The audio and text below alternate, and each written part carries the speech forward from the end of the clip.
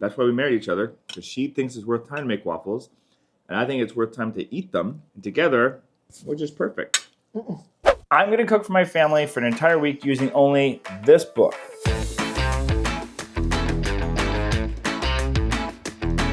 Not gonna lie, it's pretty good. Stick around to see what we think. It's got a crunch, eh? There's a fair amount of texture in there. Yeah, it's bad. I like it. It's spicy.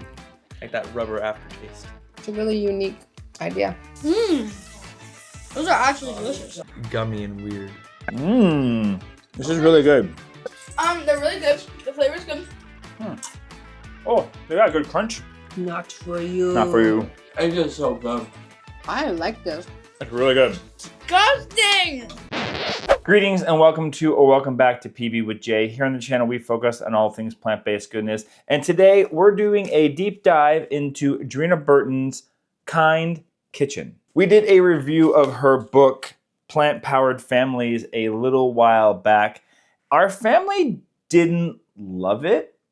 And a lot of you in the comments said that this was the book we should really do if we wanted to get a proper sense of Dreena's recipes, because those ones were probably toned down for kids and whatnot. And because I listened to you all in the comments, here we are. I will say, just doing a quick peruse through this book, I definitely understand what people are saying. I know that, you know, just the flavors, the amount of spices and whatnot, it's definitely a step up from that previous book. I will say Wooly had a little chuckle to herself when she came across a fruit salad recipe. And she said, why the heck does anyone need a fruit salad recipe? Just put fruit together in a bowl. And that's true. That said, when I did look at her recipe, I saw that it was definitely an elevated version of a fruit salad with some other little tips and suggestions. And she even, you know, mentioned in the description of the recipe that it's more of a formula than it is a recipe. And I definitely have things like that on our website and whatnot too. So I appreciate her being aware of that, because I do think, especially whenever I see, you know, that 100+ recipes on a cookbook, I always wonder, well, how much of that is kind of filler? As you've seen in this review series we've done before, there's definitely some cookbooks that are guilty of that. So if you are interested in this book at any point in this video and you're considering buying it, use our link in the description down below. Getting it from there helps out the channel here, and obviously it helps out Dreena from buying it as well. If you're not familiar with our review system, here on the screen explains what the letters we're going to use to review dishes mean. And stick around to the end of the video, because I'm going to let you know whether or not I think you should buy, borrow, or bypass this book altogether. And for those that have been asking about our own cookbook and if we still have physical copies left, we are actually doing one more big giant printing. We will autograph these and personalize them to you if you want a hard copy version. Otherwise, the ebook QR code link is on the screen. Email me your full address right there and let me know that you want it, and we'll tell you how to get one. But this might be the last printing we do for a long time, so don't hesitate if that's something you want as well. Now, before we jump into the recipes, I'd like to give a quick hello to some of you who said hello to us in the comments down below. Karen from Livonia, Michigan. Troy from Mastuka, Illinois. Brittany from Ohio. Cranberry Merlin from Germany. Rafi from Plainfield, Indiana. Monica from Forest, Ontario. Jeanette from Bristol in the United Kingdom. Janice from Santa Rosa, California. Diane from Kauai. Mary Jo from Southern Indiana. Kayla from Portland, Oregon. Joel from New Knoxville, Ohio. Nicola from Blackburn in the northwest of England. And Thomas from, you didn't actually say where you're from, but I know where you're from on the internet, and that is our mighty network. This is like a PB with J 2.0. It's a place for like-minded individuals to get together. If you don't have anyone else in your own family or circle of friends who is plant-based, it's a way to feel connected to other people and ask questions and share stories, recipes, challenges, all that kind of stuff. You get early access to these videos, a monthly town hall meeting that's a lot of fun, and other things. And you can get all that for the price of a crappy cup of coffee a month. All right, to the recipes. Hey, we're at the farm. And for dinner tonight, we're gonna make these Beyond Beet Burgers. She says that this is for people that don't like Beyond Burgers. Like Willie. What are you looking for in there? The recipe. All right, we have an idea for a video. Let us know if you like this. It's taking recipes from The insides of packages. or the outside of Or packages. the outside. Only doing that and doing a whole video of that of like, 3 or 4. If you like that idea, let me know in the comments down below. And then we'll try to like make them as healthy as possible and obviously whole food plant-based. Fun, right? You like it? Okay, cool. So how to make these Beyond Beet Burgers is, it looks like it's really, really quick, but you need to do it a little bit in advance because she recommends that they chill. Also, hot tip, you'll see with ours, I didn't notice she said that if you have a smaller food processor, which we do at the farm, you should do it in batches because it's a big mixture. You could also just half the recipe and make 6 patties and it'd probably be fine. So what we're gonna do is combine the beets, carrots, and garlic into a food processor until it's totally broken down. And then we're gonna add the beets and the sun-dried tomatoes. I couldn't find any sun-dried tomatoes at the grocery store near the farm, so what I'm just doing instead is using 2 tablespoons of tomato paste, and hopefully it gives the same type of vibe. Also add the rosemary, salt, dill seed, tamari, and vinegar. A puree until that's totally mixed together. Then we're gonna add in the rice and half of the toasted pecans and pulse until they're just combined. She says don't fully puree the rice or it becomes sticky. Then we're gonna add the oats and pulse just once or twice. And then we're gonna crush or chop the remaining pecans. We ran out of pecans, that's all we had at the farm, was it was like 3/4 of a cup. So she says in the notes down below that you could swap out nuts with pumpkin seeds or any other seeds. So we did the other half pumpkin seeds. Fries, man. And then we've mixed that all up because like making a video. You know how videos work. Why don't you do the talking later and get the fries made so we can eat dinner? We still need to wait time. Anyway, the math waffs. Don't worry, Willie. She thinks I'm bad at time management. And she's not. I'm not terrible. I'm not great. There's a difference. What about other strengths? I have other strengths, thanks. So then we're gonna put that in the fridge for about 30 minutes. And then we're gonna take it out. And we're gonna shape it into patties, 11 to 12. She says like half a cup is the right amount. Get a frying pan or 2 really, really hot. Cook them on one side for 5 to 7 minutes. Flip them, another 4 to 6 until they're golden on both sides. And then top them however you like to top burgers. It's a little burnt. Shh. Don't tell Wooly.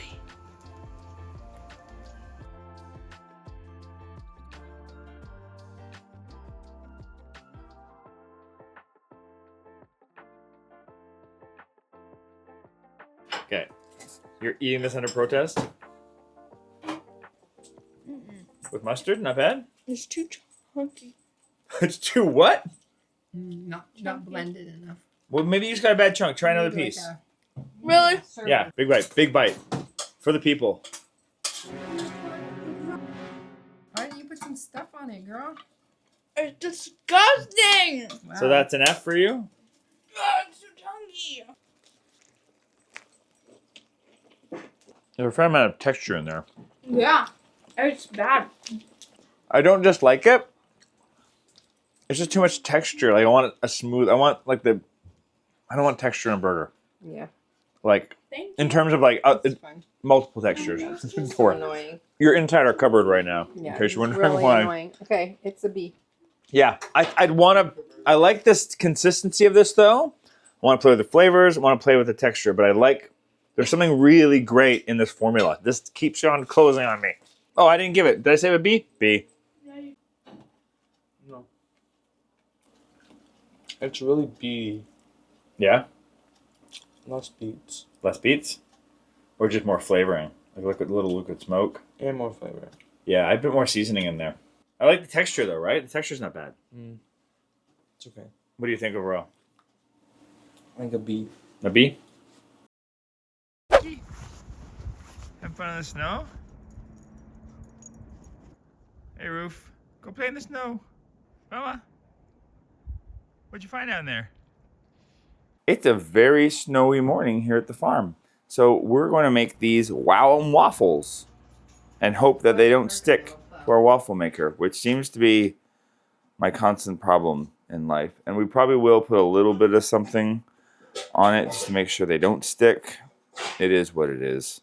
The rest of this is awesome though. You preheat your waffle maker You blend some yogurt and banana together in a blender.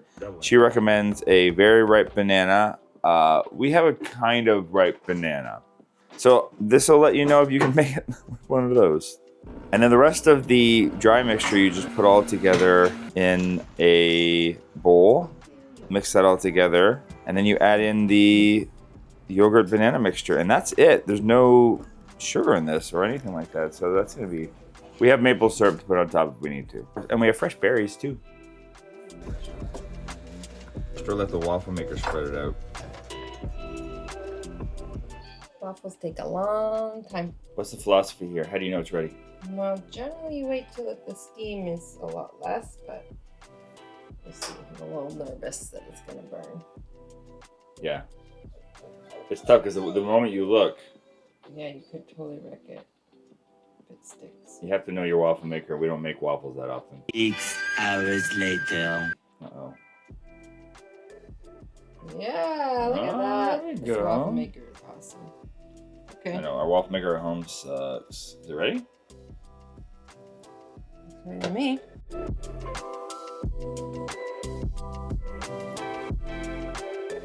Alright, how's this on its own?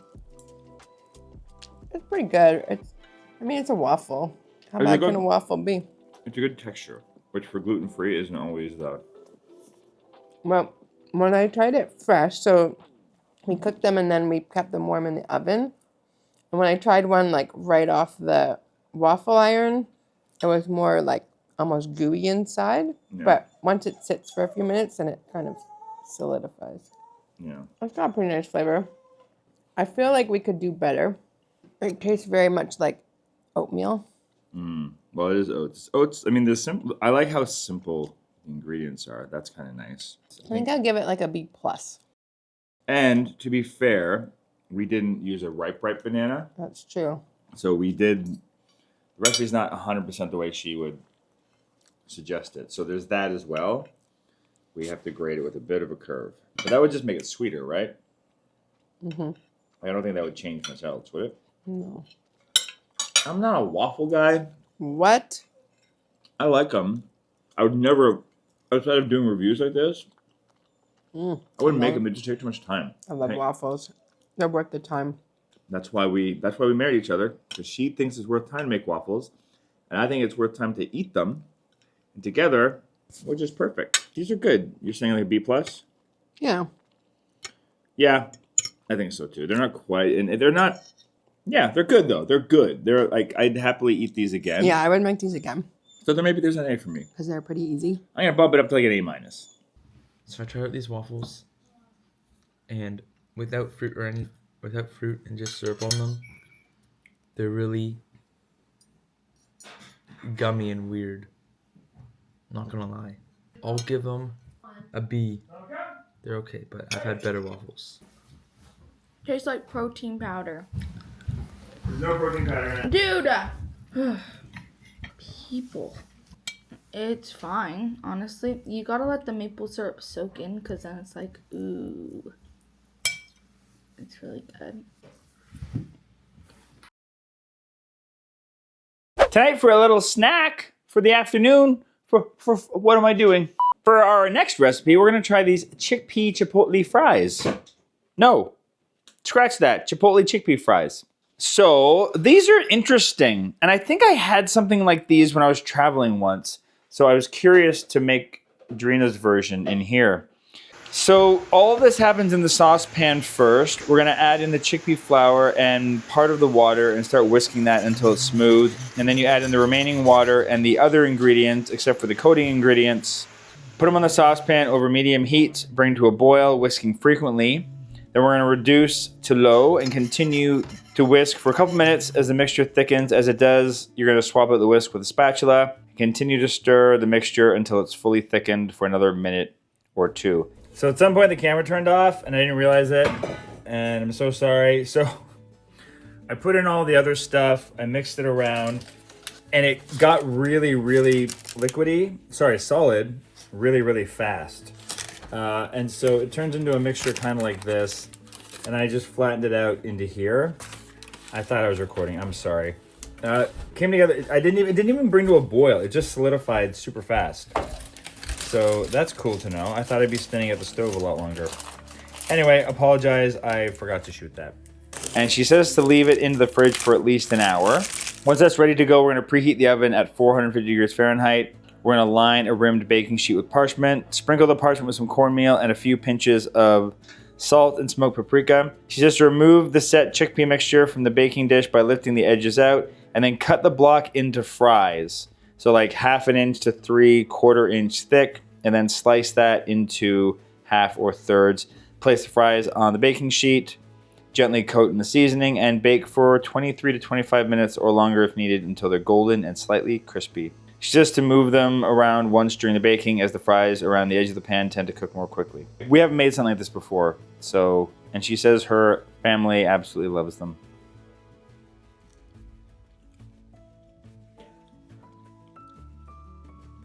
Yeah, good. Wait, is there potato in here? No, So how did you get them into a fry shape? I cut them. You like made like this weird gloop thing. You make a weird mixture, then you let it sit, and then you cut it. Yeah, it tastes good. I don't know what the chipotle, like I don't really taste any flavor. Oh. Oh, it's like a. It has that bad chickpea aftertaste though. All right. That's the only problem. Like that rubber aftertaste. Oh. But the texture's good. Yeah. I don't know why you just wouldn't use potato. Yeah. Yeah, exactly. Well, it's higher protein. Right. Yeah, that's true. Protein. Yeah, I mean with some ketchup or some other dipping sauce, I would eat these. Why don't you put a little ketchup in to see what they're like with ketchup? B has a weird aftertaste. I think like a B plus. Okay. Oh, cool. Cool how they get like a crispy outside. It's a really unique idea. If you're looking for an alternative to potato. Like they're not super flavorful. Yeah. But they're a good, like, Oh, they got a good crunch in some spots. Someone's like for me? Not for you. Not for you. I'm putting in some cheese sauce. What do you need me for? What do you need me To for? try these chickpea fries. Ooh, those I'm are gonna say good. I'm gonna give it like a B. Like a B. B plus. Do you like chickpeas?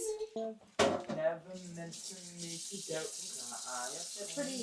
Mmm. Those are actually delicious. Need some salt. Yeah. Need some salt? It does need a bit more salt.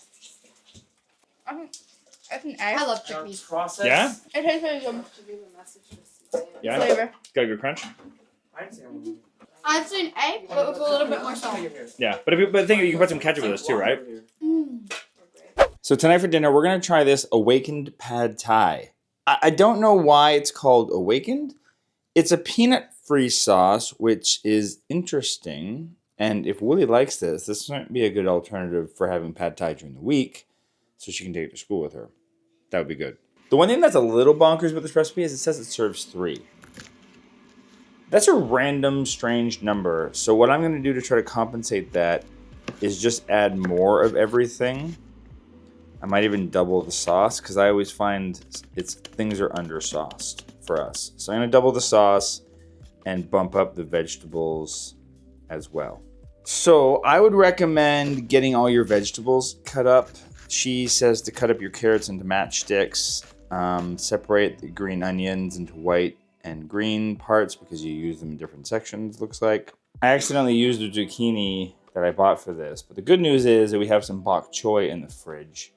So I'm gonna use that instead to fill out the vegetables.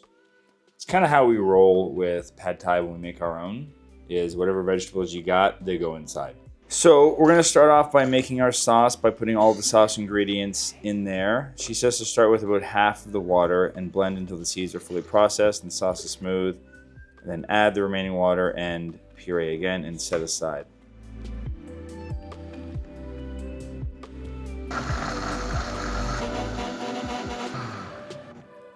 We're gonna cook the noodles according to the package directions. And she doesn't pre-cook the tofu in any way. She just heats it inside the pan or the wok, which is what we're gonna use. And then we're gonna get our wok nice and hot, and we're gonna put in the carrots, the white parts of the green onions, the zucchini, the bell pepper, and a little bit of salt, and we're gonna toss that just until things begin to sear. We're gonna reduce the heat down, add in the sauce and the noodles, and toss until the noodles are heated through. and coat it evenly with the sauce. And then we're gonna add in the tofu, the cabbage, cilantro, and the green parts of the onions and toss until it's just heated through. She says to serve immediately with some lime wedges, and if we want to add some of our own hot sauce and extra cilantro, we can do so. Awaken Pad Thai. It's good. You feel more awake? It's a peanut-free sauce. Oh. Well, no, Pad Thai often doesn't. Peanut usually go on top. The noodles are a little undercooked. I cooked them according to the package directions. It doesn't taste like Review? pad thai, but it tastes really good. Yeah, I admit it's really about the sauce, right? Because the rest of the ingredients are basically what we would put on our normal Pad Thai. I like it. It's spicy. Yeah, it's got different ingredients than what we usually use, which is nice. Great. I would definitely eat this again. I think it's an S. Well, good news, you can take it for school tomorrow. Yes. And I will. Yeah. Yeah, the noodles are not my best noodle job, but the sauce is great. I would give this an F. F. Whoop. Other way. Flip it. Reverse it. Increase it by a lot. S. The only thing I would do, this recipe just has you throw the tofu in and heat it up. I would do what we normally do. I like the little bit of texture to the tofu. But the sauce, I'm gonna give it like an A+. There's something missing. I don't know what it is. Oh, you know what I didn't do? I didn't put my fresh lime on. Maybe this is what's missing. What's the spice? A little bit of hot sauce and a little bit of tamarind. Tamarind's got like a... That was not very spicy though. It's like an A+. It's like a... No, it's an S. Really gingery. Really gingery in a good way. Try the rest of that lime. I give it a B. It's fine. Okay. We're here to review. I'm eating my food. What do you give it, girl? What do you give it? An S? More. I give it more. You give it an S? Okay. That has like a weird spice. Like kind of like one-sided flavor though. There's no depth. There's no dimension. Did you put some lime on there? Yeah. But even that doesn't. Okay, so what is it for you? I'll give it a B. For dinner tonight, I'm gonna make this Fiesta Taco Filling.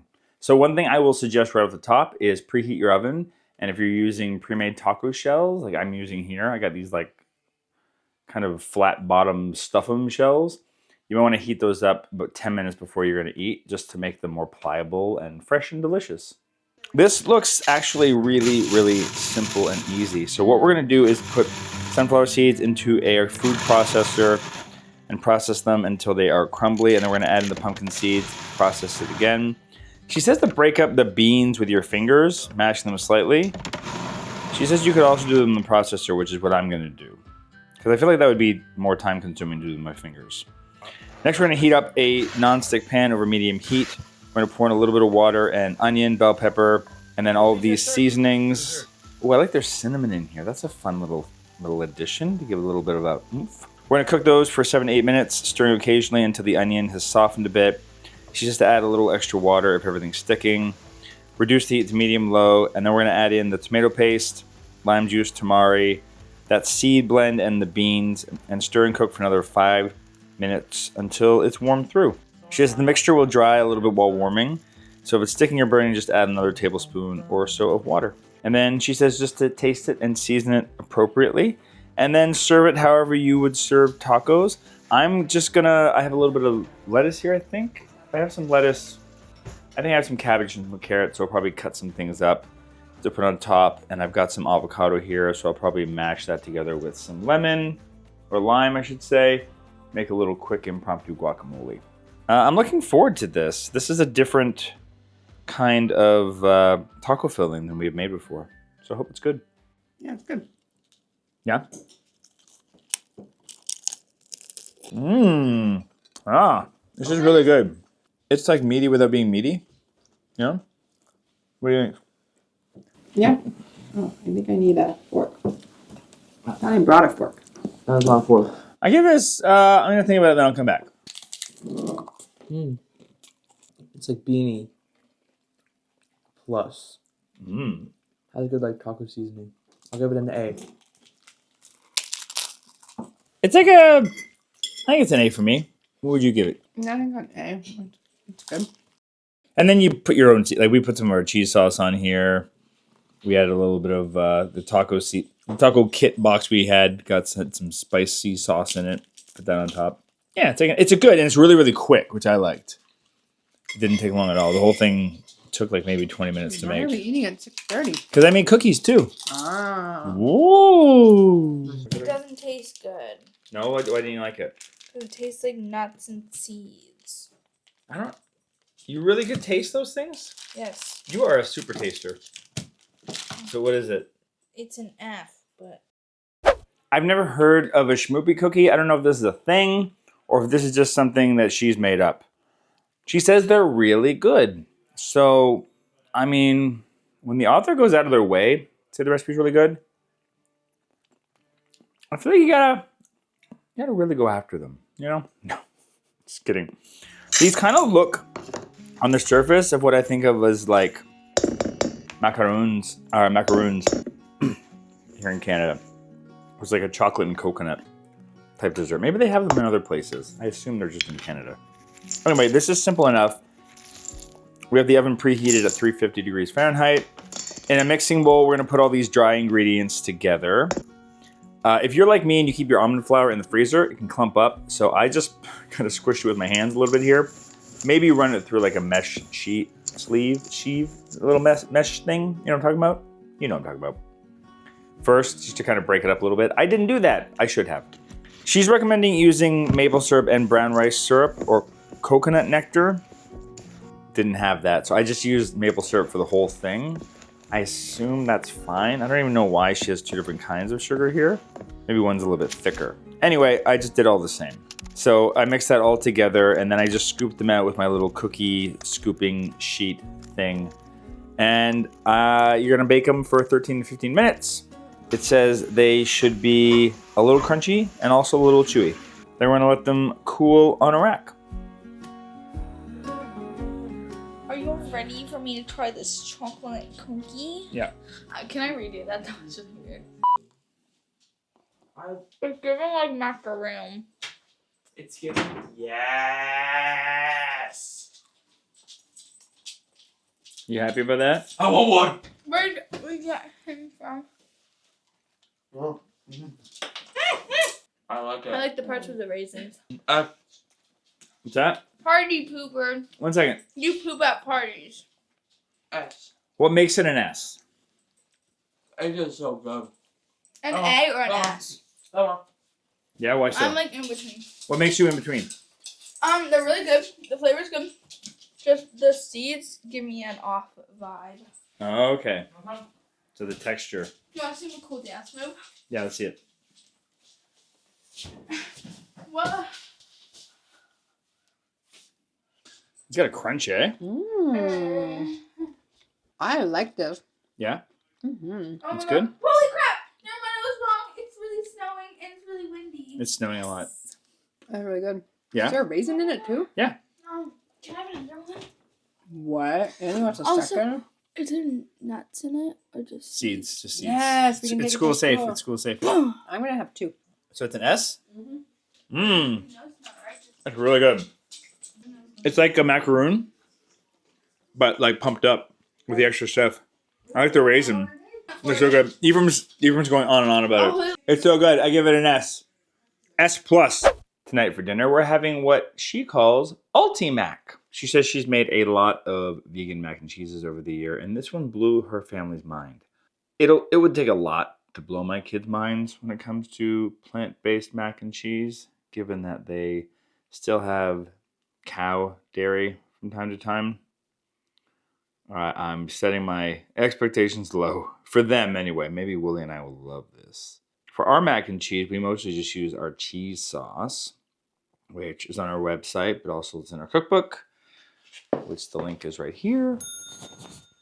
And usually we just mix that together with, you know, the noodles and stuff. And then we mix it together and whatnot. And there you go. Done. Winner, winner, mac and cheese dinner. But for hers, we're going to bring a large pot of water to boil and cook the water according to past directions. She says leave it a little bit firm because we're also going to bake it in the oven. And on that note, we're going to get the oven preheated at 400 degrees Fahrenheit. So to make the sauce, the one thing you have to do in advance is you have to cook some potatoes. I just steamed these in the Instant Pot. I didn't even poke holes in them because I forgot. I just did these for 10 minutes on some trivets. And I probably did too much. You need a cup's worth. We're going to combine the potato, sunflower seeds, oats, salt, garlic, coconut cream. So for the coconut cream, it's another thing you have to do in advance. Put a can of coconut cream in the fridge the day before, ideally. And what you want is just that stuff that is separated and risen on top, the really fatty bits of the coconut cream. Lemon juice, miso, tahini, and a cup of the non-dairy milk into the blender. We're going to puree until the potatoes and the seeds begin to break down. Then we're going to add another cup of the plant milk and puree again until the mixture is fully smooth. Then we're going to add the remaining milk and the water and puree one more time. The mixture should be smoky smooth. Smoky? Sure, smoky smooth. Without any texture from the seeds or oats. So just blend the heck out of it until it's all one big, gloopy, yummy mess. Drain the pasta and transfer it to a baking dish. Pour the prepared sauce over the noodles and gently stir to coat all the pasta. So this made a lot of the sauce. So I didn't use it all. I probably kept like a half a cup out, Willie? Maybe a cup's worth. It made a lot. It makes like 4 cups worth of sauce and it was drowning in it. I know I'm hoping it thickens as it cooks. If it doesn't, we're gonna be having pasta soup. Sprinkle on the Parmesan, which is like her version of Parmesan cheese. I'll tell you how to make that in a second.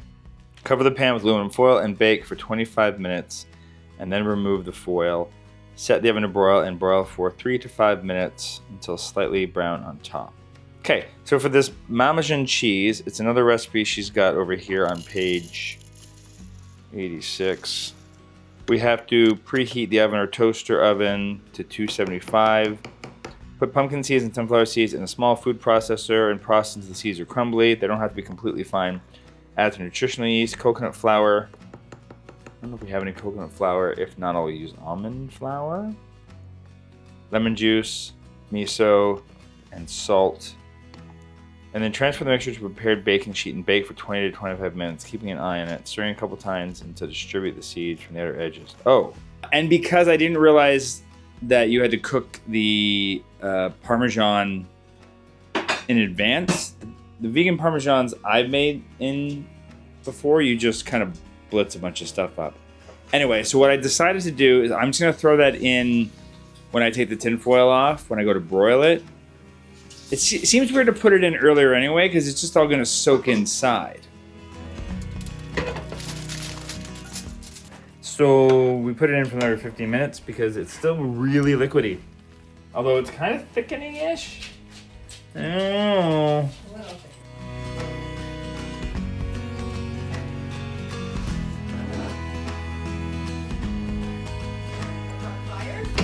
That's the Parmesan cheese. Oh no. It burnt it. Trying to get rid of all the crust. Okay, you pulled most of them off.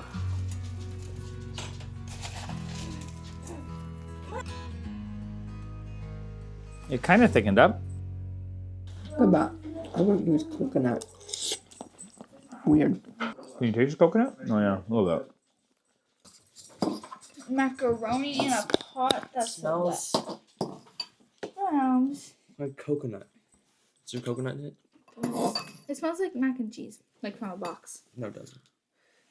Is there coconut in here? There's a little coconut milk, yeah. Huh. Tastes like mac and cheese. Not gonna lie.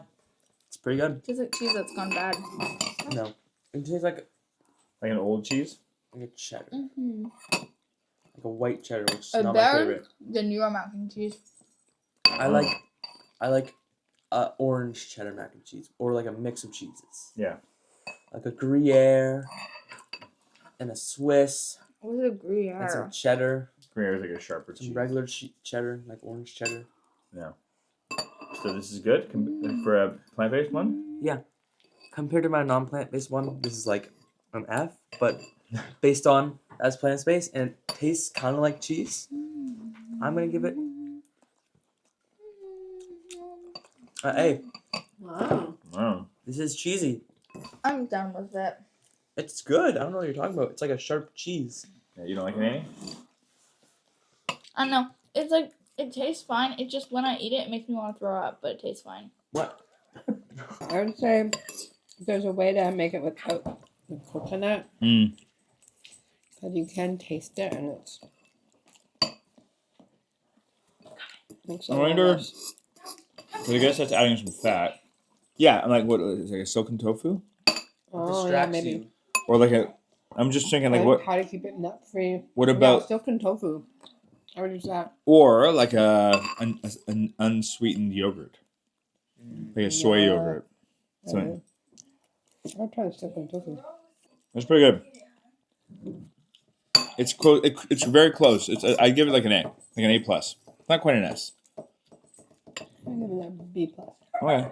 Like the Parmesan cheese or whatever, Yeah, I however you love pronounce it. that. That's an S. Those are an S. Those are fantastic, and I think that's what elevates this. Is those crumbles you put on top. Like we're a little obsessed with those things. They're really good. They're in a little Tupperware dish. Cheddar. It tastes like elevated nutritional yeast. Oh yeah. Is Joey sleeping over? Yeah. You're actually eating it for dinner. So good. Thanks for joining us as we reviewed these recipes. So what are our final thoughts on Dreena's Kind Kitchen? As you can see, we had a lot of fun with this cookbook, and I know what you were all saying. This is definitely, I don't want to say it's a step up, but it's a different kind of book than that plant-powered recipe book we did from her. Her flavors are on point.